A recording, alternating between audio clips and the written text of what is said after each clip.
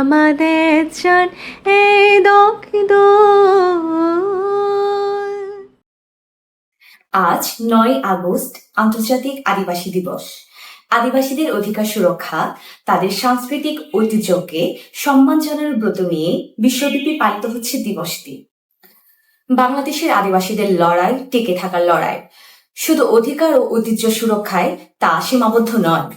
একটি স্বাধীন দেশের নাগরিক হিসেবে এখনো পর্যন্ত তারা তাদের পরিচয় স্বীকৃতি পায়নি। মানুষ হিসেবে যে মৌলিক মানবাধিকারগুলো রয়েছে সেখান থেকে তারা যোজন যোজন দূরত্বে। সাংবিধানিক স্বীকৃতি নাই এই অজুহাতে আদিবাসী শব্দ উচ্চারণ করা যায় না, লেখা যায় না, অধিকার লঙ্ঘনের প্রতিবাদ করা যায় না। এ যেন সংবিধান স্বীকৃত নয় বলে তারা অস্তিত্বহীন। অথচ আমরা জানি পরিচয় কোনো সংবিধান বা আইনি স্বীকৃতির সাথে সম্পর্কযুক্ত নয়। এটি একটি জনগোষ্ঠীর কৃষ্টি, সংস্কৃতি ও জীবনাচরণের বিষয় যা সাংবিধানিক বা আইনি স্বীকৃতির মাধ্যমে শক্তিশালী করতে হয়। 24-এর গণ অভ্যুত্থানের মধ্য দিয়ে অন্য অনেকের মতো আদিবাসী জনগোষ্ঠীও পরিবর্তনের আশা দেখেছিল। বৈষম্য বিরোধী লড়াইয়ের ফল হিসেবে আদিবাসীদের বৈষম্য দূর হবে এই আশা করেছিল। অথচ গণ অভ্যুত্থান পরবর্তীতে বৈষম্য আর বিভেদের কোপানলে পড়েছে তারা। পাতা ছেঁড়া নিষেধ দেয়ালচিত্রকে আন্দোলনের আইকনিক দেয়ালচিত্র হিসেবে তুলে ধরলেও সেটি পাঠ্যপুস্তকে অন্তর্ভুক্ত করার ইস্যুতে আদিবাসীদের উপর হামলা হয়। পাহাড় থেকে সমতলে বেড়েছে অশান্তি।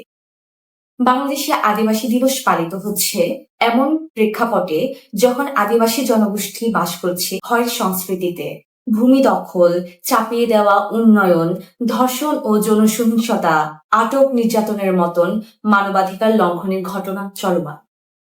কাপিং ফাউন্ডেশনের তথ্য মতে চলতি বছর জানুয়ারি থেকে জুলাই পর্যন্ত 7 মাসে আদিবাসী নারী নির্যাতনের ঘটনা ঘটেছে 24টি, যার মধ্যে 3 পার্বত্য জেলায় রয়েছে 21টি।